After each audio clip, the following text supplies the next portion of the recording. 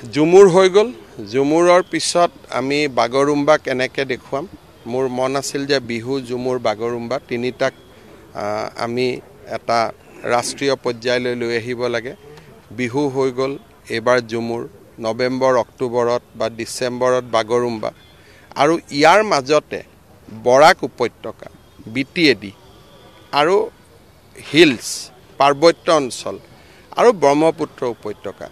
এই চাৰিওটা এই গোটেইখিনি অঞ্চলতে একেলগে 1 কোটি মানুহে অমুৰ আপোনাৰ দেশ গাব যাতে এখন নতুন অসমৰ সংকল্প সকলোৱে বুকুত বান্ধি ল'ব পাৰে গতিকে বহুতবোৰ এই বছৰটোত মোৰ বহুত পৰিকল্পনা আছে এটাকৈ এইবাৰ বাজেটখন আহিলেও আপোনালোকে গম পাব যে বহুত নতুন পৰিকল্পনা আৰু যোৱা 4 বছৰত আমি যি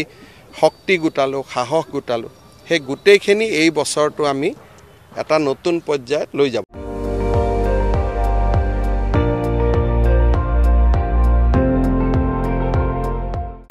আপুনি চাই আছে ND24 সৰ্বশ্ৰেষ্ঠ নহয় সৰ্বোত্তমৰ দৌৰ